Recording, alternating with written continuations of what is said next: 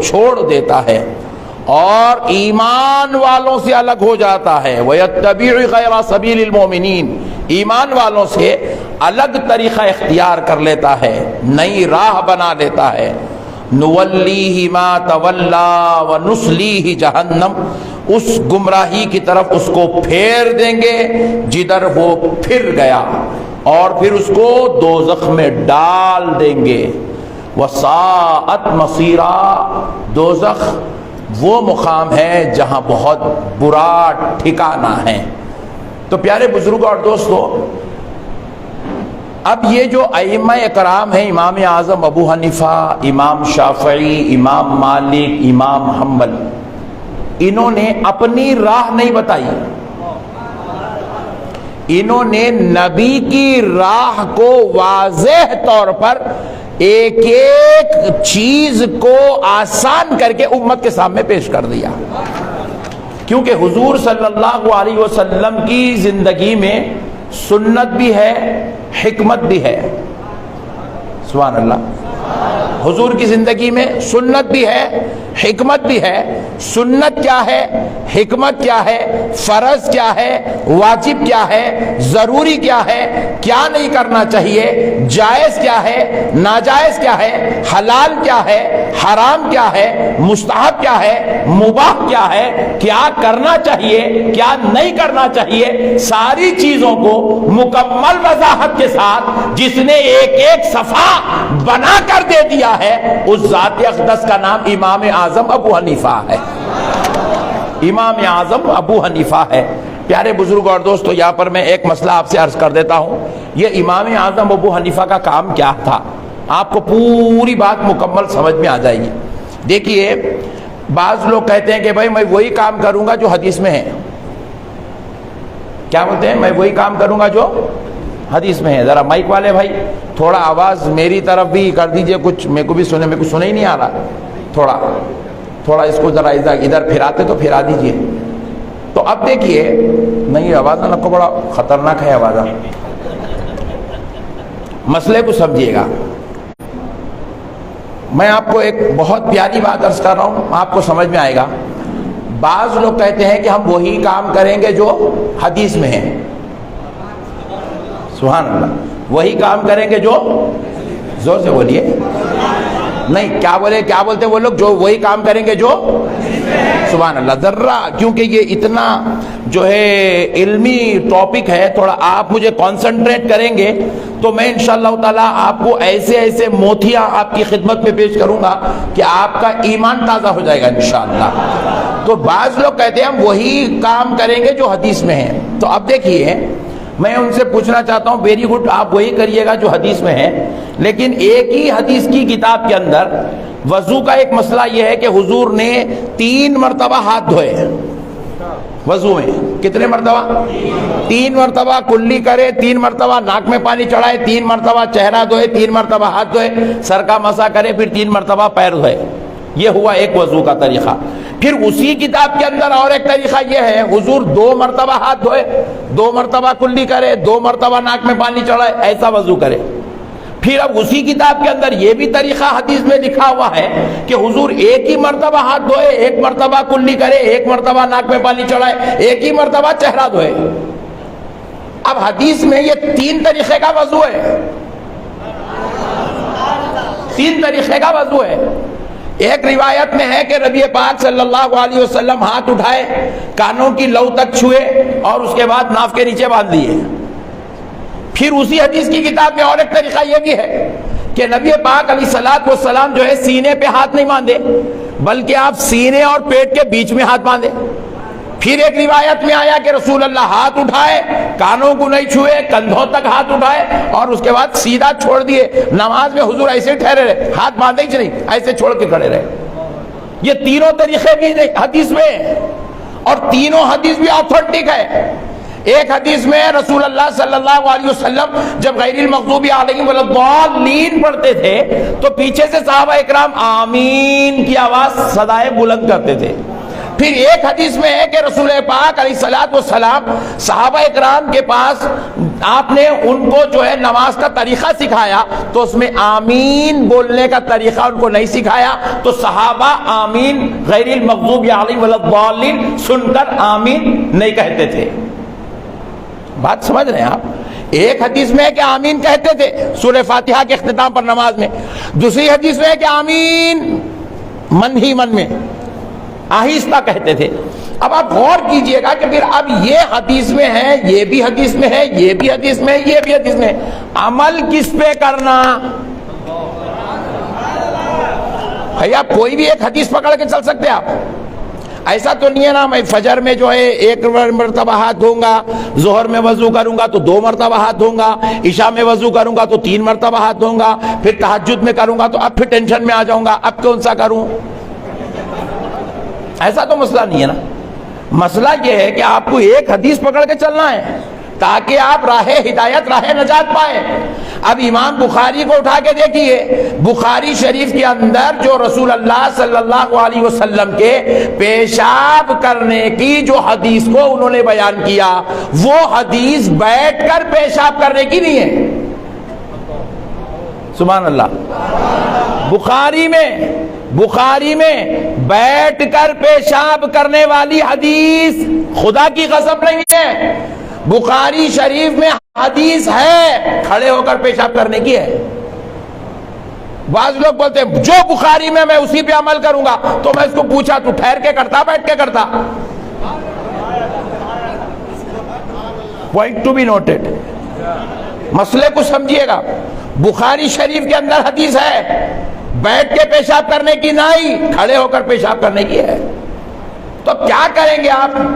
کس طریقے سے آپ حدیث پر عمل کریں گے؟ آپ بتائیے کون سی حدیث پہ عمل کرنا، کون سی حدیث پہ عمل نہیں کرنا؟ اب پھر رسول پاک صلی اللہ تعالی علیہ وسلم کے حیات طیبہ کو لے لیجئے۔ رسول پاک علیہ السلام کے حیات طیبہ میں باضابطہ طور پر تراویح کی جماعت کا اہتمام نہیں ہوتا تھا۔ تراویح کی جماعت کا اہتمام باضابطہ طور پر رسول اللہ کے زمانے میں نہیں ہوتا تھا۔ بعض روایات میں آیا کہ حضور صلی اللہ علیہ وسلم نے 2 دن یا 3 دن تراویح کو بجماعت اہتمام کیا، پھر اس کے بعد حضور نے کہا کہ اگر میں اس کو مسلسل پڑھوں گا تو میری امت کے اوپر کہیں مشقت کا سبب نہ بن جائے، اس لیے حضور نے پھر اس کو روک دیا۔ تراویح کا اہتمام بجماعت باضابطہ طور پر نبی کے زمانے میں نہیں ہوا، حضرت ابوبکر کے زمانے میں بھی نہیں ہوا، حضرت عمر نے یہ جماعت کا سلسلہ شروع کیا۔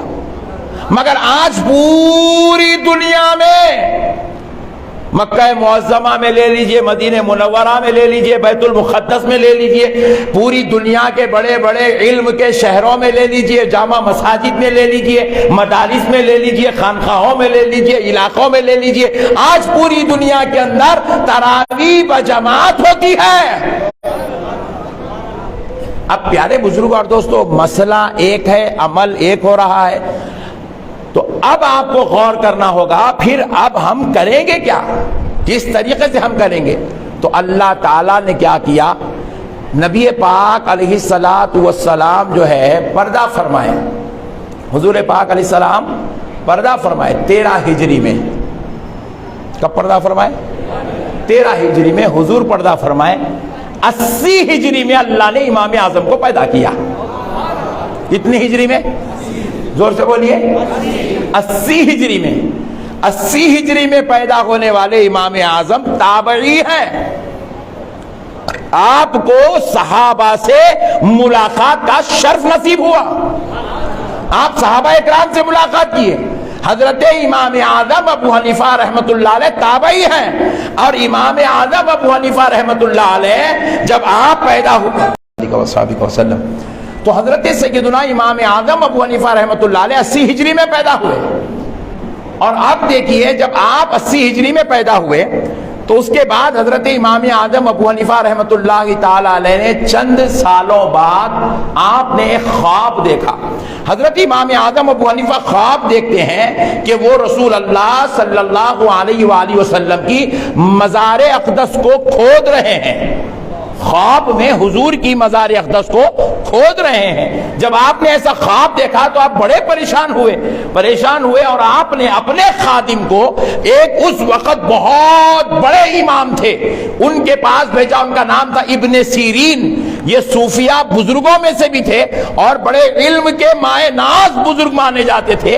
آپ کی بارگاہ میں بھیجایا ابن سیرین کے پاس, بھیج کر پوچھا کہ آپ ذرا بتائیں کہ اس کی تعبیر کیا ہو سکتی ہے. تو امام اعظم نے جب خواب دیکھا, خادم کو بھیجا رہے ہیں کہ اس کی تعبیر کیا ہے بیان کریں, تو ابن سیرین نے فرمایا کہ یہ جس نے خواب دیکھا ہے, یہ خواب دیکھنے والا اس حد تک علم کو واضح اور روشن کرے گا کہ اللہ اس سے ایسا کام لے گا کہ نہ اس سے پہلے وہ کام کسی نے کیا ہوگا, نہ اس کے بعد قیامت تک کوئی ایسا کام کرنے والا ہوگا.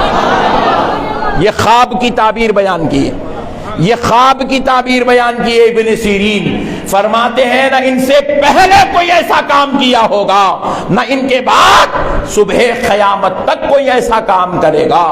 یہ خواب کی تعبیر ابن سیرین نے بیان کیا. میرے پیارے بزرگوں اور دوستو, یہ ہے امام اعظم ابو حنیفہ جن کی شان ہے. اب آپ ذرا غور کر کے دیکھیں, ابن حضرت سیدنا امام اعظم ابو حنیفہ رحمت اللہ تعالی علیہ کو اللہ نے کس لیے پیدا کیا؟ محدث ہے. ایک ہوتے ہیں محدث جن کا کام ہے حدیث جمع کرنا, جن کا کام ہے حدیث جمع کرنا. وہ یہ دیکھتے ہیں حدیث امام بخاری ہیں, ان کو حدیث جو بیان کر رہے ہیں وہ یہ غور کرتے ہیں مجھے بیان کرنے والا کیسا ہے, متقی ہے نہیں ہے, پرہیزگار ہے نہیں ہے, سچا ہے نہیں ہے, اچھا ہے نہیں ہے, اس کی اخلاق کیسے ہیں, اس کا کردار کیسا ہے, اس کا تقوی کیسا ہے, اس کی پرہیزگاری کیسی ہے, اس کی ذہانت کیسی ہے, اس کا علم کیسا ہے, اس کا تعلق کیسا ہے, اس کی صحبت کیسی ہے. یہ ساری چیزوں کو محدث کھنگالتا ہے حدیث لینے سے بعد. کھنگال کر جب محسوس کرتا ہے کہ یہ شخص بہت اچھا ہے تو اس کی لی ہوئی حدیث کو اپنی کتاب میں درج کرتا ہے, اور صرف اپنے کو دینے والے کو نہیں کھنگالتا, اس پر ہی تحقیق نہیں کرتا. یہ دیکھتے ہیں کہ مجھے تو انہوں نے دیا, یہ تو بڑے مضبوط ہے, ان کو کس نے دیا, بولے فلاں راوی نے دیا. وہ راوی کیا ہے, ان کی تحقیق ہوتی ہے. پھر ان کو کس نے دیا, فلاں راوی نے دیا. ان کا شان کیا ہے, پھر اس کی تحقیق ہوتی ہے. پھر ان کو کس نے دیا, فلاں راوی نے دیا. ان کی شان و عظمت کیا ہے, اس پر تحقیق ہوتی ہے. پھر ان کو کس نے دیا, پتا چلا رسول اعظم صلی اللہ علیہ وسلم نے دیا. تو وہ اس طریقے سے راویوں کی یہ جو لڑی ہے اس کو کہتے ہیں سند. کیا کہتے ہیں بولیے, زور سے بولیے, اور زور سے بولیے, سند. ایک مسئلہ سمجھا دیتا ہوں, ذہن میں رکھ لیجئے. یہ جو بازو والے بولتے دیکھو ضعیف حدیث ہے, ضعیف حدیث ہے, بولتے نہیں. حدیث کبھی بھی ضعیف نہیں ہوتی, کبھی بھی حدیث ضعیف نہیں ہوتی. حدیث تو خدا کی قسم اپنی جگہ مسلم ہے. حدیث نہ ضعیف ہوتی ہے نہ جوان ہوتی ہے, حدیث تو حدیث ہوتی ہے. پھر بولے یہ کیا ہے بھی ضعیف, ضعیف حدیث نہیں, حدیث کو پہنچانے والے جو راوی ہیں. رسول اللہ سے فلاں صحابی نے سنا, صحابی سے فلاں تابعی نے سنا, تابعی سے فلاں نے سنا, فلاں سے تبع تابعی نے سنا, تبع تابعی نے ان سے سنا, انہوں نے آ کے امام بخاری کو بیان کیا. یہ جو فلاں فلاں فلاں فلاں جو آ رہا ہے اس کو کہتے ہیں سند. یہ سند میں اگر کوئی راوی حدیث پہنچانے والا کمزور عقل کا ہوتا ہے یا اس کی زبان پر حدیث لینے والے امام کو اعتبار نہیں ہوتا تو وہ حدیث کو لکھتے ہیں یہ حدیث ضعیف ہے. یہ راویوں کی وجہ سے حدیث کو ضعیف کہا جاتا ہے, ورنہ حدیث کوئی ضعیف نہیں ہوتی. تو پیارے بزرگوں اور دوستو یاد رکھیے گا, اس کو کہتے ہیں روایت. یہ جو ان سے چلی آ رہی ہے اس کو کہتے ہیں روایت, اور اس میں بیان کرنے والوں کو یہ حدیث کی سند کہتے ہیں. تو اب ذرا غور کیجئے گا, امام بخاری کا کام ہے حدیث لینا. اچھی دکھی روایات پوری, راوی پورے صحیح ہے, سند پوری زبردست ہے, امام بخاری نے اس کو بخاری میں درج کر دیا. لیکن حدیث آئی, راویوں میں کوئی اختلاف رہا, راوی پر بات امام بخاری کو سمجھ میں نہیں آئی, وہ راوی پر ان کو اختلاف تھا, وہ راوی کی وہ بات تحقیق میں امام بخاری کی نظر میں وہ راوی کذب کی طرف تھا, یا ذہن اس کا کمزور تھا, یا اس کا تقوی اچھا نہیں تھا, یا اس کا تعلق بالرسول رسول مضبوط نہیں تھا یا اس کا علم سے شغف اچھا نہیں تھا تو امام بخاری ایسے شخص کی حدیث ہرگز نہیں لیتے تھے اور اس کو بخاری میں درج نہیں کرتے تھے تو محدث کا کام ہے حدیث کی سند کو کھنگالنا، راوی پہ بحث کرنا، یہ محدث کا کام ہے۔ اب سنیے، امام اعظم فقیہ ہیں، امام اعظم کا کام صرف حدیث کی روایات کو دیکھنا نہیں ہے، صرف سند کو مضبوط کرنا نہیں ہے، حدیث کی روایات کو بھی دیکھنا، راویوں کو بھی دیکھنا، سند کو بھی دیکھنا، اقوال کو بھی دیکھنا، راویوں کی حیات پہ بھی نظر رکھنا، ان کے تقوی کو بھی دیکھنا، ان کی عبادات کو بھی دیکھنا، ان کی پرہیزگاریوں کو بھی دیکھنا، یہ بھی دیکھنا، پھر پلٹ کر یہ بھی دیکھنا رسول اللہ نے یہ قول فرمایا تو یہ وجہ کیا تھی، رسول اللہ نے وضو میں 3 بار ہاتھ دھویا تو وجہ کیا تھی، وضو میں 2 بار ہاتھ دھویا تو یہ کیا وجہ تھی، 1 بار ہاتھ دھویا تو یہ کیا وجہ تھی، رسول اللہ نے کانوں کی لو تک ہاتھ اٹھایا تو اس میں کیا مصلحت تھی، کندھے تک اٹھایا تو اس میں کیا حکمت تھی، رسول اللہ نے ناف کے نیچے ہاتھ باندھا تو اس میں کیا مصلحت تھی، رسول اللہ نے سینے اور پیٹ کے بیچ میں ہاتھ باندھا اس میں کیا حکمت تھی۔ ایک ایک چیز کو، حقیقت کو، اس کی جڑ تک پہنچ کر حکمت اور سنت دونوں کے درمیان فرق کرنا کہ رسول اللہ کی سنت کیا ہے، حکمت کیا ہے، وضاحت کر کے امت کے بیچ میں لا کر کہنا لوگوں یہ حکمت ہے، یہ سنت ہے، اس پہ عمل کیا جائے گا، اس پہ عمل نہیں کیا جائے گا، یہ وضاحت کرنے کا نام فقیہ ہے۔ مسئلے کو اس کی بال کی کھال نکال کے پیش کرنا، یہ فقیہ کا کام ہے، یہ محدث کا کام نہیں ہے، یہ محدث کا کام ہے حدیث لینا، صحیح روایت سے ملی جمع کر دینا۔ فقیہ کا کام ہے کون سی حدیث پہ عمل کرنا، کون سی حدیث پہ عمل نہیں کرنا، کون سی حدیث راسخ ہے، ناسخ ہے، کون سی منسوخ ہے، کون سی حدیث کے اوپر ہم عمل کریں گے، کون سی حدیث پہ عمل نہیں کریں گے، عمل کریں گے تو کب کریں گے، کب نہیں کریں گے، ایک ایک چیز کا مسئلہ بیان کرنے کا کام فقیہ کا ہے۔ اور اللہ نے اس امت کے لیے 4 فقہا کو پیدا کیا۔ فقہا تو ہزاروں لاکھوں ہیں مگر سب ان 4 کے تابعدار ہیں۔ 4 بڑے امام ہیں جن میں سب سے بڑے افضل و اعلیٰ درجے کے امام اعظم ابو حنیفہ، پھر امام شافعی، امام مالک، امام حنبل، امام احمد بن حنبل، یہ 4 ہیں۔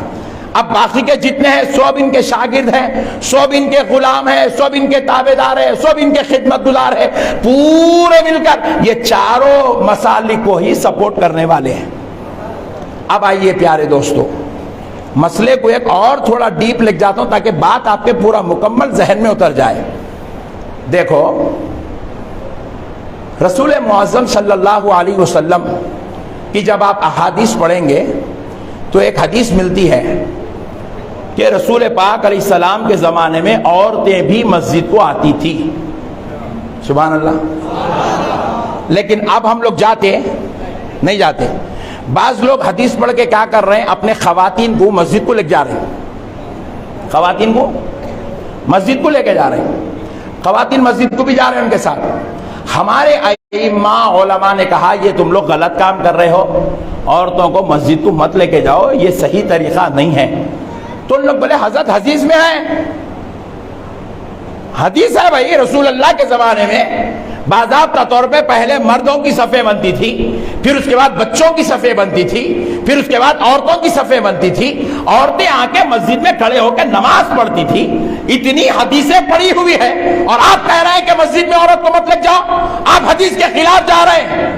تو ہمارے بزرگوں نے جواب دیا، نادان، تو نے صرف ایک حدیث پڑھا ہے جس میں عورتوں کو لانے کا حکم ہوا ہے، تو نے وہ حدیث نہیں پڑھا جس میں منع ہونے کا ذکر ہوا ہے۔ تو پھر اس کو بتائے، دیکھ بھائی یہ حدیث ہے، اس میں رسول اللہ نے کہا کہ عورت کے لیے سب سے بہترین جگہ ہے نماز پڑھنے کے لیے مسجد، صبح میں بہترین جگہ ہے، مگر اس سے بہترین جگہ ہے اس کے گھر کا آنگن، اس سے بہترین جگہ ہے اس کے گھر کا دالان، اس سے بہترین جگہ ہے اس کے گھر کا وہ کمرہ جس میں وہ رات گزارتی ہے۔ مسجد سے بہتر ہے فرمائے سرکار عورت کے لیے اس کے گھر کا کمرہ۔ جب یہ حدیث بتائے تو وہ بیچارہ پریشان ہوگا، ارے باپ رے باپ، ایک حدیث میں ہے عورتوں کو لاؤ بول کے یہاں تک کہ صفے کیسی بنانا وہ بھی لکھا ہوا ہے، دوسری حدیث میں ہے کہ مسجد سے بہتر آنگن، آنگن سے بہتر حجرہ لکھا ہوا ہے۔ وہ پریشان ہو گیا، پریشان ہو کے اس نے کہا پھر حضرت کیا جائے؟ تو ہم نے کہا چل کسی مولوی کی بارگاہ میں نہیں چلتے ہیں، اس کی بارگاہ میں چلتے ہیں۔ اللہ نے جس کو اسی کام کے لیے پیدا کیا، جس کا نام امام اعظم ابو حنیفہ رکھا گیا ہے، امام اعظم کی بارگاہ میں چل کر پوچھا گیا، اے امام بتاؤ آخر یہ مسئلہ کیا ہے؟ تو امام اعظم سے ہم کیوں پوچھ رہے ہیں؟ ہم امام بخاری سے کیوں نہیں پوچھ رہے؟ امام نسائی سے کیوں نہیں پوچھ رہے؟ امام ترمذی سے کیوں نہیں پوچھ رہے؟ امام ابو داؤد سے کیوں نہیں پوچھ رہے؟ امام ابن ماجہ سے نہیں پوچھ رہے؟ کیوں نہیں پوچھ رہے؟ کیونکہ ان کا کام ہے حدیثوں کو جمع کرنا، مسئلے بیان کرنا۔ یہ محدثوں کا کام نہیں، مسئلے بیان کرنا فقہا کا کام ہے، امام اعظم کا کام ہے، امام شافعی کا کام ہے۔ تو ہم نے امام اعظم سے پوچھا حضور ذرا بتا دے آخر مسئلہ کیا ہے؟ تو امام اعظم اب ایک ایک چیز کھول کے بتاتے ہیں۔ دیکھو عورتوں کو مسجد کو لانے کا جو حکم ہے حدیث پاک میں وہ اپنی جگہ حق ہے، مگر پہلے غور کرو حضور نے مسجدوں کو لانے کا حکم کیوں دیا تھا؟ کیوں دیا تھا؟ کیا سچویشن تھا اس وقت، کیا حالات تھے؟ تو امام اعظم نے اس کو بیان کیا۔ فرماتے ہیں رسول اللہ صلی اللہ علیہ وسلم کے صحابہ جب نماز فرض ہوئی تو اپنے گھروں سے نکل کے مسجدوں کو آنے لگے نماز پڑھنے کے لیے۔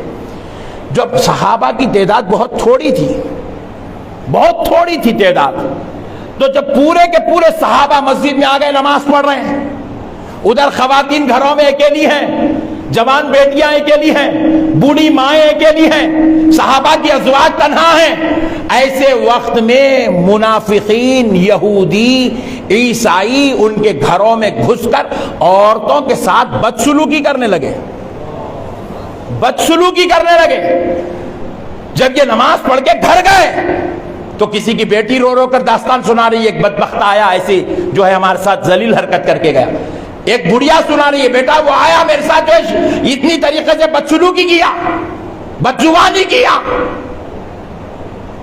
صحابہ اکرام پریشان ہوئے، جا کے رسول اللہ کی خدمت میں عرض کرنے لگے یا رسول اللہ آپ پر ہمارے ماں باپ قربان آقا، ہماری تعداد بہت چھوٹی ہے، ہم لوگ مسجدوں کو آ جاتے ہیں، ادھر یہود و نصارہ ہماری گھروں میں گھس کر ہماری عورتوں کے ساتھ بدسلوکی کرتے ہیں، ان کو ستاتے ہیں، ظلم و اذیت دیتے ہیں۔ تو نبی مکرم صلی اللہ علیہ وسلم نے کہا صحابیوں کل سے جب مسجد کو آ جاؤ تو اپنے ساتھ اپنی عورتوں کو بھی لا لو،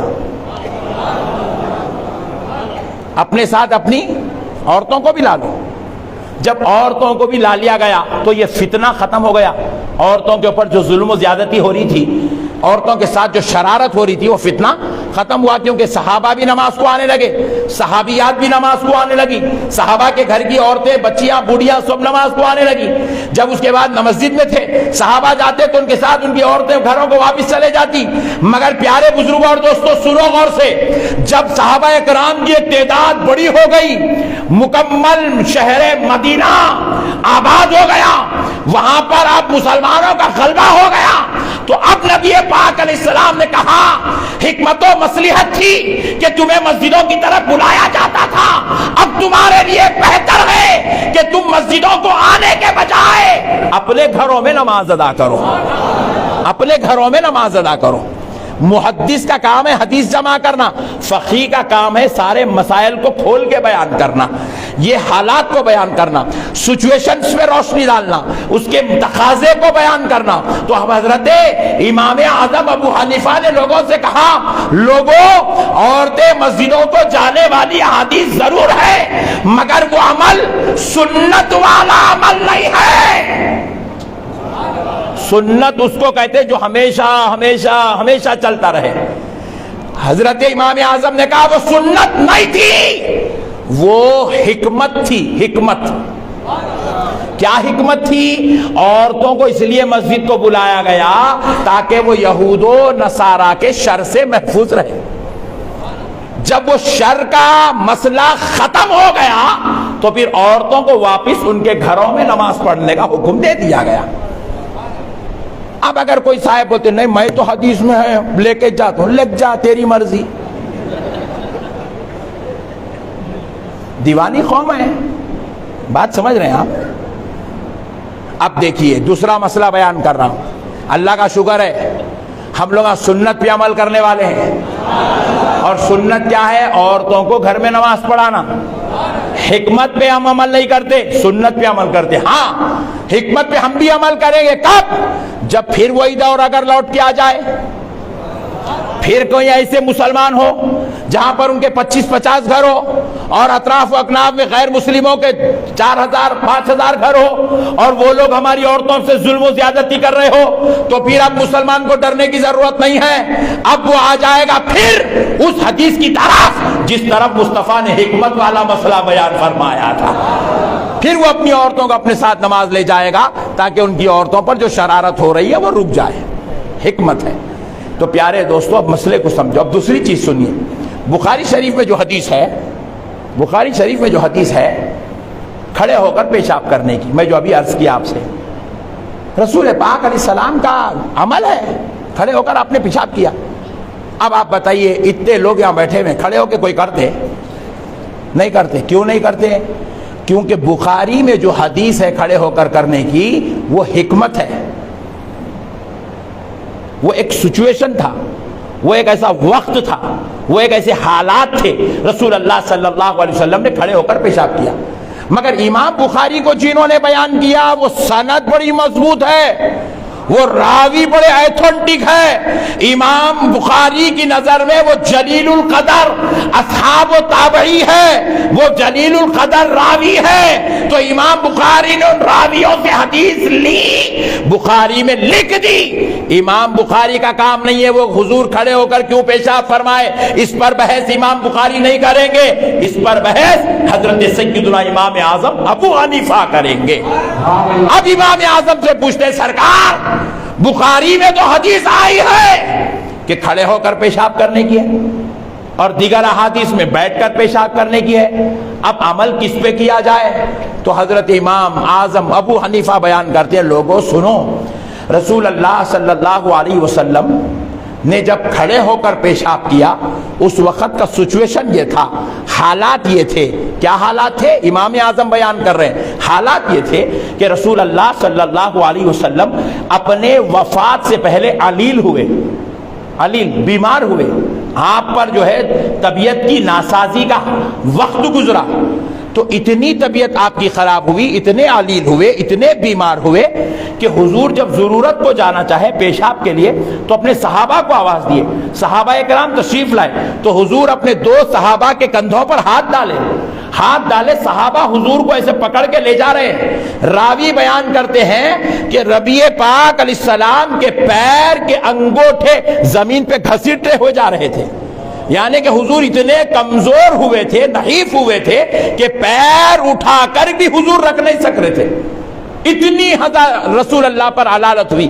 صحابہ لے گئے حضور کو ضرورت خانے میں چھوڑے، تو نبی پاک علیہ السلام نے دیوار کو ٹیک لگائے اور ایک بار یا دو بار حضور نے ایسے کیا، کھڑے ہو کر آپ نے ضرورت فرمائی۔ راوی صحابی دیکھ لیے، صحابی تابعی کو بولے، تابعی تبع تابعی کو بولے، تبع تابعی بعد والوں کو بولے، بعد والے امام بخاری کو بولے، سند اچھی تھی، راوی ایتھنٹک تھے، امام بخاری حدیث کو بخاری میں درج کر دیے۔ حالات بیان کرنا امام بخاری کا کام نہیں ہے، حالات بیان کرنا امام اعظم کا کام ہے۔ یہ اب ہے، اب سنیے، یہ جو عمل ہے یہ سنت نہیں ہے، حکمت ہے۔ کیا ہے یہ؟ حکمت ہے۔ کیا حکمت ہے اس کے اندر؟ میں آپ کو عرض کرتا ہوں جو فقہا نے بیان کی ہے۔ فرماتے اگر رسول اللہ صلی اللہ علیہ وسلم اتنی علالت کے دور میں اگر بیٹھ جاتے ضرورت کے لیے تو قیامت تک آنے والے سارے بوڑھوں، بیماروں، ضعیفوں، کمزوروں، ہر حال میں ان کو بیٹھنا پڑتا۔ نبی نے کہا میں آج ایک بار کھڑ جاتا ہوں تاکہ قیامت تک کے لیے میری امت کے بوڑھوں کو بیماری کی حالت میں کھڑے ہو کر، ضعیفی کی عمر میں کھڑے ہو کر پیشاب کرنے پر عذاب نہیں ہوگا، ثواب عطا کیا جائے گا۔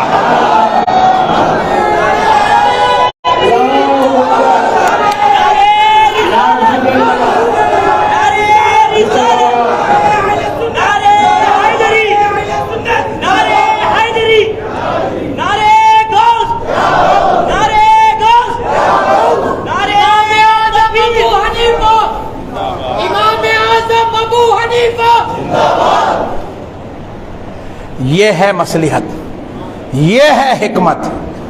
امام اعظم ابو حنیفہ رحمت اللہ تعالی علیہ نے دنیا والوں کو بتایا حقیقت کیا ہے۔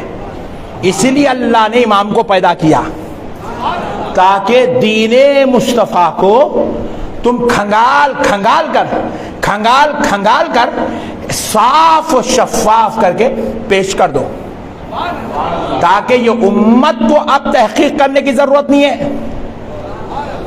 ہم کو مخلد کہتے ہیں، ہم کو بولیے مخلد کیا کہتے ہیں؟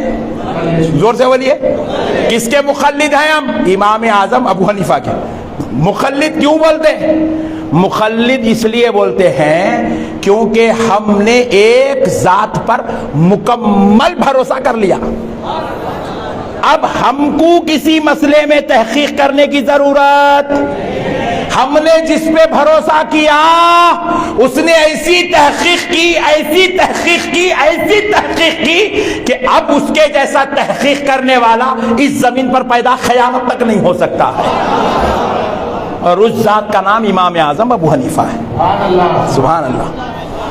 رفع یدین، اور ایک مسئلہ بھی سنا دیتا ہوں، پورے مسئلے انشاءاللہ تعالیٰ آپ کو سمجھ میں آ جائیں گے۔ رفع یدین، اللہ اکبر اللہ اکبر، پھر رکوع سے اٹھ کے اللہ اکبر، رفع یدین، یدین کہتے ہیں دو ہاتھوں کو، رفع کہتے ہیں اٹھانا، دو ہاتھوں کو بار بار اٹھانا، اس کو کہتے ہیں رفع یدین۔ بازو والے کرتے دیکھو، نہیں، رفع یدین خدا کی قسم رسول اللہ کا عمل ہے مگر سنت نہیں ہے، حکمت ہے۔ بولیے کیا ہے؟ حکمت ہے۔ کیا ہے بولیے؟ زور سے بولو۔ دیکھو ایک دور چلا اپنے پاس بھی، ماسکاں لگا لیے تھے، چوپ دھوتے بیٹھ رہے تھے، آتے کہ دھو رہا، بعض لوگ تو ڈر گئے، گھر باہر جا کے نہا لے رہا تھا، انہیں پورا رگڑ کے نہا رہا، ہلدی کا دودھ پی رہا تھا۔ نہیں، اب کون کون ہلدی کا دودھ پی رہے؟ ہاتھ اٹھاؤ۔ سبحان اللہ۔ اب ماسک کون کون لگا کے پھر رہے؟ ہاتھ اٹھاؤ۔ کوئی بھی نہیں، ایک جنا ہے بیچارہ بیچ میں بیٹھا ہوا، وہ بھی گردن کو لگا، منہ کو نہیں لگایا۔ سبحان اللہ۔ مسئلے کو سمجھو آپ، کیوں لگائے صاحب ماسک؟ ایک دور آیا، ایک حالات آئے، ایک سچویشن آیا، وہ دور ختم ماسک ختم، وہ دور ختم سینیٹائزر ختم، وہ دور ختم وہ ہلدی کا دودھ ختم، وہ کاڑے ختم، وہ ڈکاشنا ختم، وہ سوٹ ختم، وہ سلنڈرا ختم، دواخانے ختم۔ بات سمجھ رہے؟ وہ ڈولے بھی نہیں دکھ رہے ہیں، تو ہر گھر کے سامنے میت کا ڈولا رکھا ہوا تھا۔ بات سمجھ رہے ہیں آپ؟ ایک دور ہوتا ہے، ایک سچویشن۔ اب وہ سچویشن میں ہم لوگ کیا کریں؟ نماز گھروں میں پڑھے۔ اب کوئی آدمی آ کے ہم آپ کو دیکھ لیا جا کے بول رہا انڈیا کے مسلمان بڑے بے وقوف ہیں، گھر میں نماز پڑھتے ہیں۔ ہم لوگوں نے تیری نڈلی مت دیں گے، ہم لوگ غلط بات کر رہا تھا۔ ارے تم لوگ گھر میں ارے میاں وہ کووڈ کا پیریڈ تھا دیوانے، ورنہ ہم تو پیدا ہوئے جب سے مسجد میں نماز پڑھتے ہیں۔ بات سمجھ رہے ہیں آپ؟ ایک سچویشن تھا، ایک حالات تھے، ایک تقاضا تھا، ایک وقت تھا۔ وقت ختم وہ عمل ختم، وقت ختم وہ حالات ختم، وقت ختم وہ سچویشن ختم۔ اب پولیس والے ڈنڈے لے کے نہیں پھرتے۔ اب مسئلے کو سمجھیے گا۔ اسی طرح کیا ہوا، رسول اللہ صلی اللہ علیہ وسلم کے زمانے میں جب ابتدائی دور تھا نماز کا، بالکل نماز فرض ہوئی، صحابہ اکرام نئے نئے لوگ مسجدوں کو آ رہے ہیں، کر رہے ہیں، تو اس دور میں خالی مسلمان نماز کو نہیں آ رہا تھا، مسلمانوں کے بیچ میں کچھ منافقین تھے کافر، نفاق کے ساتھ ہم بھی مسلمان ہیں، ہم بھی مومن ہیں، ہم بھی مسلمان ہیں بولتے تھے۔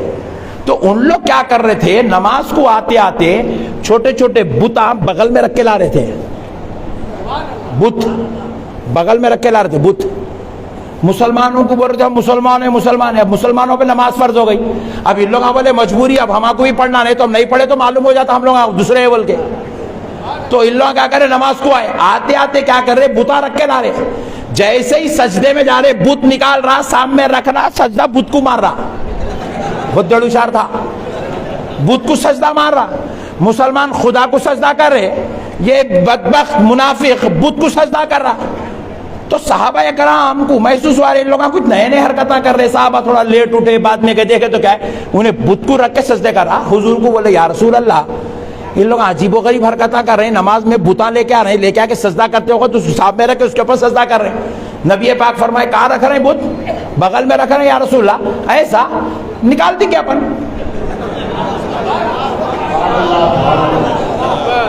رسول اللہ فرمائے نکال دیں گے، گرا دیں گے بتوں کو ان کے، وہ یا رسول اللہ کیسے گرائیں گے؟ جب بھی میں اللہ اکبر کہوں تم لوگ ہاتھ اٹھانا شروع کرو، سبحان اللہ سبحان اللہ، جب میں اللہ اکبر کہوں ہاتھ اٹھاؤ، جب میں اللہ اکبر کہوں ہاتھ اٹھاؤ، رکوع میں جانے سے پہلے ہاتھ اٹھاؤ، رکوع سے آ کے ہاتھ اٹھاؤ، سجدے میں جاتے وقت ہاتھ اٹھاؤ، پہلی وقت گرے گا نہیں گرا تو دوسری وقت گرے گا، نہیں گرا تو تیسری وقت گرے گا، جیسے ہی گرے گا سب سے نکل کے بھاگے گا۔ حکمت ہے، حکمت ہے، حکمت۔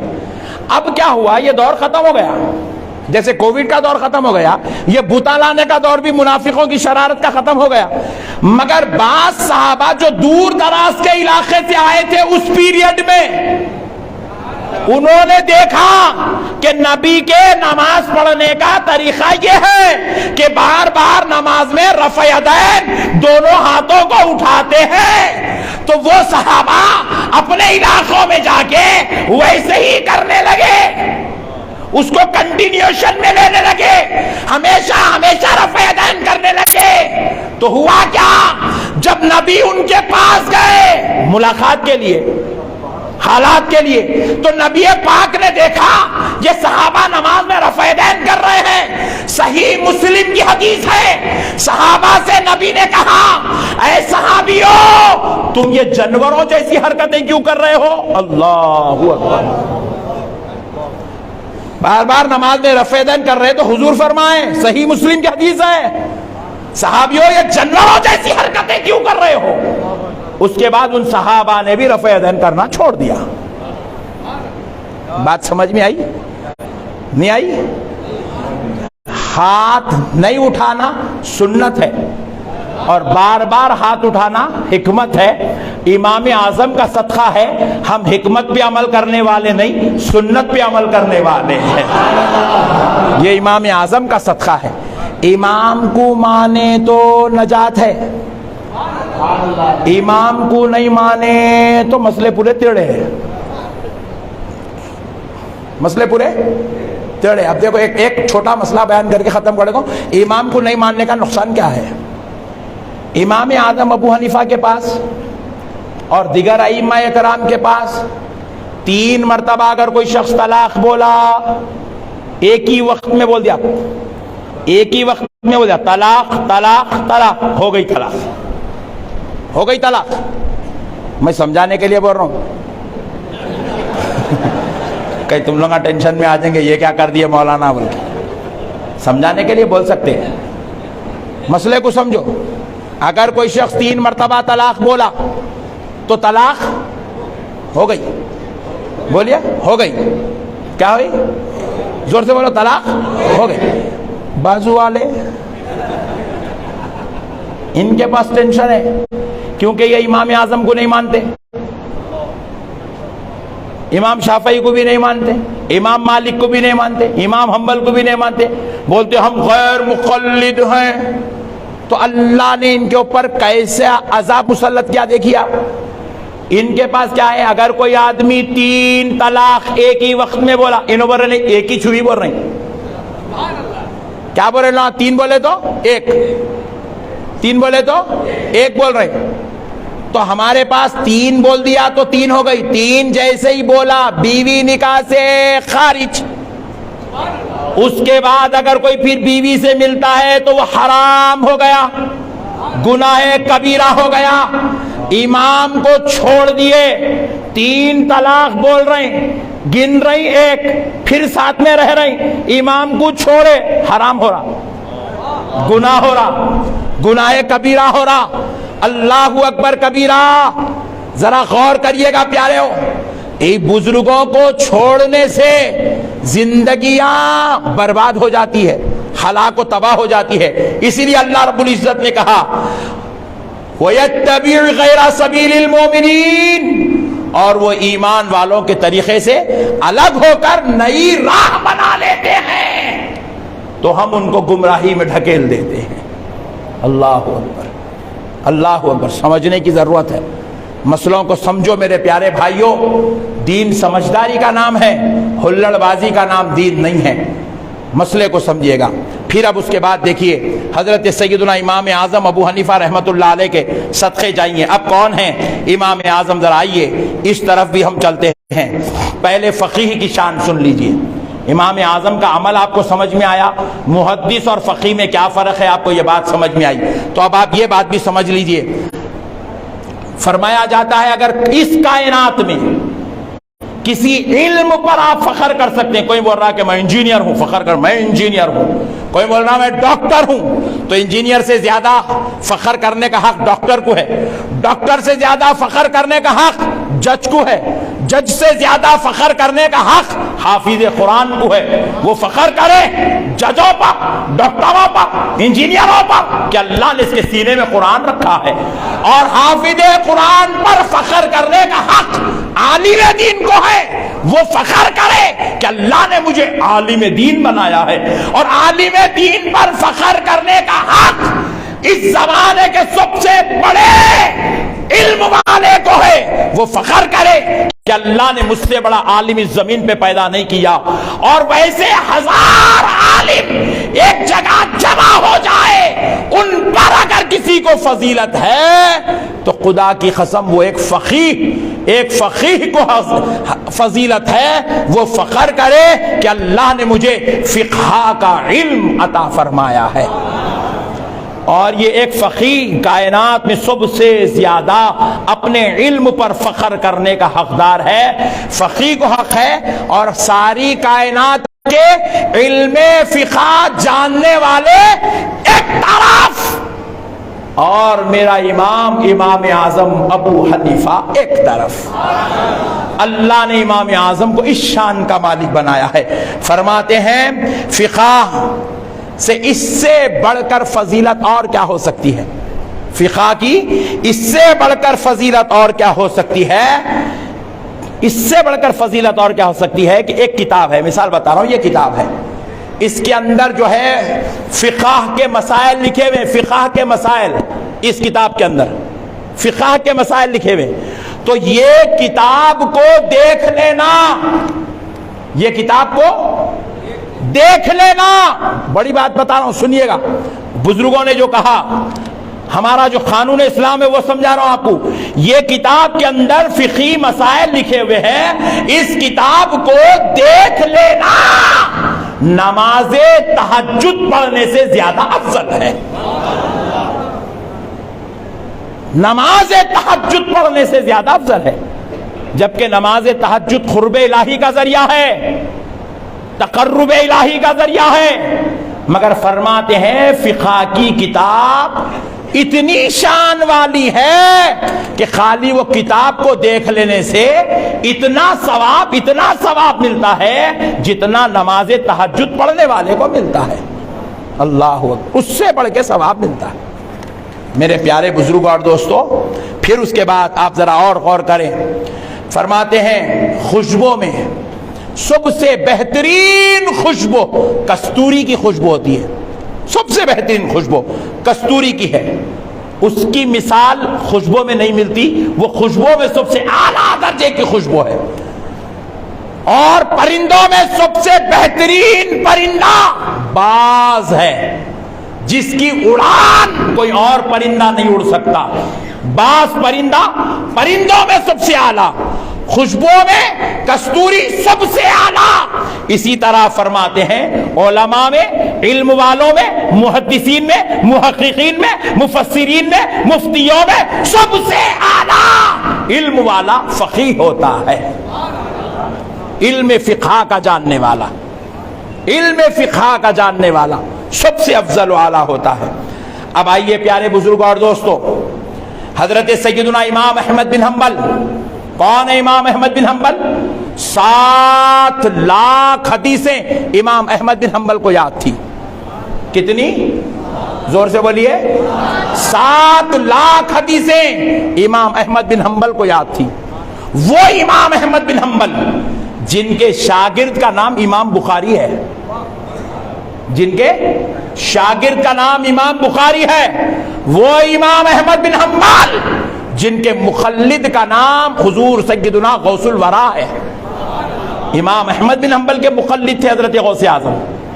وہ امام احمد بن حنبل فرماتے ہیں، کہتے ہیں ابو حنیفہ، امام اعظم ابو حنیفہ کے بارے میں کہتے ہیں، ابو حنیفہ علم اور تقوی، زہد و ورع میں اس دھرتی پر ان کا کوئی ثانی پیدا نہیں ہوا۔ امام احمد بن حنبل کہتے ہیں علم و تقوی، زہد و ورع میں امام اعظم ابو حنیفہ کا کوئی ثانی پیدا نہیں ہوا۔ پھر اس کے بعد حضرت امام احمد بن حنبل کے بعد حضرت عبداللہ ابن مبارک کون ہیں؟ امام بخاری کے دادا استاذ ہیں، امام بخاری کے استاذ کے استاذ عبداللہ ابن مبارک کو امیر المومنین فی الحدیث کہا جاتا ہے۔ وہ عبداللہ ابن مبارک فرماتے ہیں کہ امام اعظم ابو حنیفہ کے علاوہ کوئی حقدار نہیں کہ اس کی اقتدا کی جائے۔ امام اعظم کے علاوہ کوئی حقدار نہیں کہ ان کی اقتدا کی جائے۔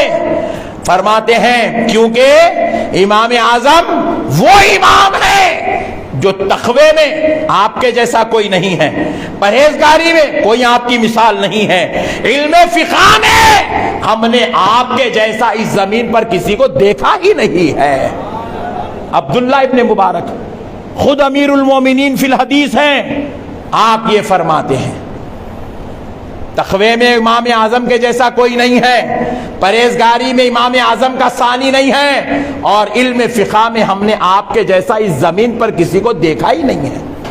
پھر اس کے بعد عبداللہ بن داود فرماتے ہیں اہل اسلام کو چاہیے کہ وہ اپنی نمازوں میں ابو حنیفہ کے واسطے دعا کرے، کیونکہ ان کے لیے دعا کرنا اس امت پر واجب ہے، کیونکہ انہوں نے لوگوں کے واسطے سنن اور آثار کو محفوظ کر دیا۔